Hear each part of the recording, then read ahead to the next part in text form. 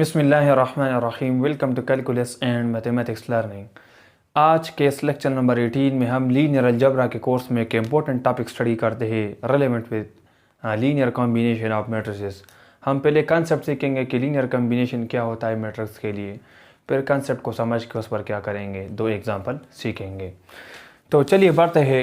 Linear combination of matrices हमारे पास क्या होता है, डिफिनीशन देखते हैं। If A1 A2 goes towards AK, these are all M cross N matrices। अगर A1 A2 up to AK का मतलब हमें पता नहीं कितने मैट्रिक्स हमें गिवन है प्रॉब्लम में। अगर वो सारे मैट्रिक्स हमारे पास M क्रॉस N मैट्रिसेस हो, M क्रॉस N आपको पता है M रो को रिप्रेजेंट करता है और N कॉलम को रिप्रेजेंट करता है।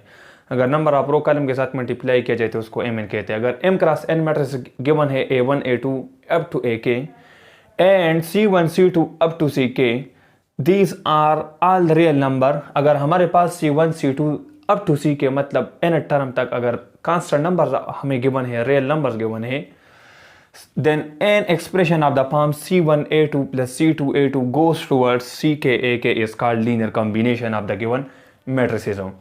तो फिर हमारे पास उसी constant real number C1 C2 C3 हम मल्टीप्लाई करेंगे with its corresponding matrices. Corresponding से मुराद है कि C1 को A1 के साथ मल्टीप्लाई करेंगे, C2 को A2 के साथ मल्टीप्लाई करेंगे। इस तरह जितने मैट्रिसेस हमें गिवन है उसके करस्पॉन्डिंग कांस्टेंट रियल नंबर से क्या करेंगे, मल्टीप्लाई करके उसका समीशन निकालेंगे। तो ये हमारे पास क्या है, this will be called linear combination of the given matrices A1 A2, जितने मैट्रिसेस आपके क्या है गिवन है।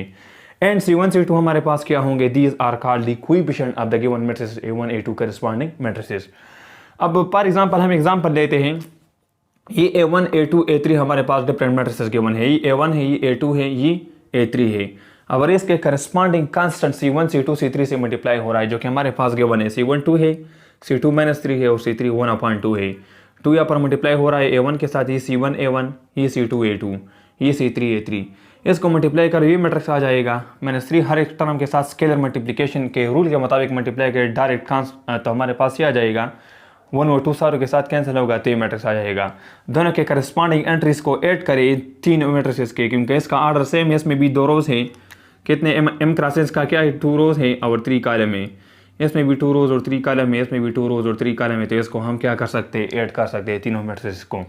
इसको ऐड कर इसके करस्पॉन्डिंग एंट्रीज से हमारे पास ये मैट्रिक्स जनरेट हो जाएगा। -3 6, सेकंड रो में 8 5 -2 आ जाएगा। अगर ही हमारे पास let suppose given matrix A के बराबर आ गया तो इसी को हम क्या कहेंगे, इसको हम कहेंगे this is considered as a linear combination of A1 A2 and A3। तो ये हमारे पास क्या है, this is the concept of the linear combination of matrices. अब इस पर 2 एग्जांपल क्या करते हैं, सीखते हैं और समझते हैं। पहला एग्जांपल देखते हैं। गिवन है कि is the matrix 3 0 0 2 a linear combination of the matrices 1 0 0 1 and 1 0 0 0, justify your answer. तो कंसेप्ट हमने ही बताया था। हमारे पास कंसेप्ट क्या था, सॉल्यूशन की जाने बढ़ता हूँ। हमारे पास कांस्टेंट मल्टीप्लाई होते थे CA के साथ, सही है। तो अब यहाँ पर कितने मैट्रिसेस है, is the matrix a linear combination of the matrices. जिसका कॉम्बिनेशन होगा उसका हम लेंगे। तो ये एक मैट्रिक्स है, ये दूसरा है, इसको A1 का नाम दो, इसको A2 का नाम दो। तो यहाँ पर C1 A1, फिर इसका सम करेंगे दूसरे मैट्रिक्स C2 A2 के साथ। अब दूसरा मैट्रिक्स ना, ये 2 मैट्रिक्स गिवन है, इसका लीनियर कॉम्बिनेशन इस मैट्रिक्स के साथ देखना है। तो हम यहाँ पर बस खत छोड़ देंगे। इसका लीनियर कॉम्बिनेशन किसके बराबर आएगा, मैंने बताया था A के बराबर आएगा। यहाँ पर जो एग्जाम्पल मैंने दिया था उसमें A के बराबर आया था। ये डिफिनीशन है। अब क्या करेंगे, इसमें भी डिस्प्यूट करेंगे। C1 का तो हमें पता नहीं है, तो C1 अपनी जगह पे आ जाएगा। A1 क्या है, ये मैट्रिक्स है जो कि 1 0 0 1 है, then plus C2 A2। C2 नहीं है, कांस्टेंट है। A2 क्या है, A2 ये है 1 0 0 0, this is equal to A क्या है, A गिवन मैट्रिक्स है जिसका लीनियर कॉम्बिनेशन हमने देखना है। इज द मैट्रिक्स, ये मैट्रिक्स है 3 0 और 0 2। अब क्या करेंगे, इसके करस्पॉन्डिंग एंट्रीज मल्टीप्लाई करें तो C1 यहाँ पर 0 0 आ जाएगा, देन प्लस C2 मल्टीप्लाई करें तो C2 0 0 0 and this is equal to what, 3 0 0 2। ये आ गया, सही है। करस्पॉन्डिंग एंट्रीज ऐड करें, दोनों स्क्वायर मैट्रिक्स है, कॉलम और रो बराबर है। तो यहाँ पर C1 प्लस C2 आ जाएगा, 0 plus 0 0 0 plus 0 0, C1 plus 0 C1। ये आ गया और this is equal to what, 3 0 0 2। अब 2 मैट्रिक्स इक्वल तब होंगे जब उसके करस्पॉन्डिंग एंट्रीज हमारे पास क्या हो, आपस में बराबर हो। तो इसका करस्पॉन्डिंग एंट्रीज ये है, तो ये बराबर होगा C1 + C2 = 3। ये एक रिलेशन आ गया। दूसरा यहाँ से अगर हम देखें तो C1 इसी करस्पॉन्डिंग एंट्रीज 2 के बराबर होगा, तो C1 = 2 आ जाएगा। अब ये C1 = 2 यहाँ पर आप पुट करोगे तो ये क्या है, ये हमारे पास है C1 + C2 = 3 है। क्या है? 3 है। C1 2 है तो 2 पुट करें तो 2 + C2 = 3। इससे C2 3 - 2 = 1 आ जाएगा। अब ये वैल्यूज़ हम यहाँ पर पुट करके देखते हैं कि आया ये सेटिस्फाई होता है या नहीं। तो इसमें देखें C1 + C2, तो C1 2 है, C2 1 है।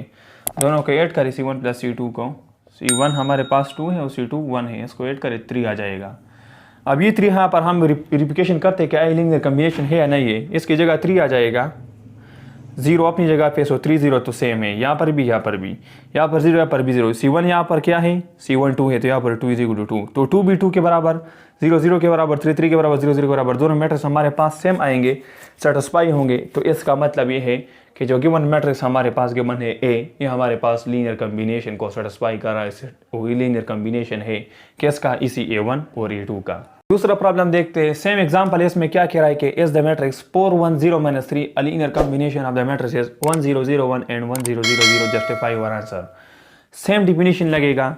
इसमें अगेन C1 C2 निकालेंगे तो C1 × A1 ये है 1 0 0 1, देन प्लस C2 नहीं गिवन है तो A2 आ जाएगा क्या, 1 0 0 0, this is equal to A। अब A यहाँ पर डिफरेंट है, क्या है, 4 1 0 - 3 है।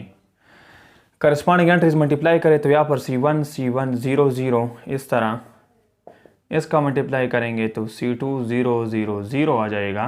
C2 ये 0 और ये 0, दिस इज इक्वल टू क्या, 4 1 0 - 3 आ जाएगा। अब इसके करस्पॉन्डिंग एंट्री ऐड करें तो C1 + C2 0 + 0 0 0 + 0 0 C1 + 0 C1, तो ये मैट्रिक्स किस चीज़ के बराबर आ जाएगा, ये बराबर आ जाएगा 4 1 0 - 3। अब अगेन दो मैट्रिक्स तब इक्वल होंगे जब इसके करस्पॉन्डिंग एंट्रीज इक्वल होंगे। तो इसका करस्पॉन्डिंग एंट्रीज यहाँ पे 4 है, तो C1 + C2 क्या है, दिस इज इक्वल टू 4। अब यहाँ पर C1 क्या है, C1 इज -3, तो C1 -3 है, सही है। अब C1 भी है तो C2 हम क्या कर सकते हैं, निकाल सकते हैं। इसी C1 इज इक्वल टू -3 यहाँ पर पुट करेंगे तो ये क्या हो जाएगा, -3 + C2 इज इक्वल टू 4 हो जाएंगे। C1 -3 है तो -3 + C2 is equal to 4। C2 अगर निकाला जाए तो ये क्या हो जाएगा, implies C2 is equal to 4 + 3 हो जाएगा, 3 -3 साइड पे जाके +3, इम्प्लाइज C2 हमारे पास 7 आ जाएगा। अब हम देखते हैं कि आया इसी वैल्यूज पर ये रिलेशन सेटिस्फाई होता है या नहीं, वेरिफिकेशन कर दे। अगर वेरीफाई होता है तो लीनियर कॉम्बिनेशन होगा, और अगर वेरीफाई नहीं होता लीनियर कॉम्बिनेशन नहीं होगा। क्या है, C1 + C2 है, तो C1 ये है -3, C2 ऐड करें तो 7 - 3 आ जाएगा, सही।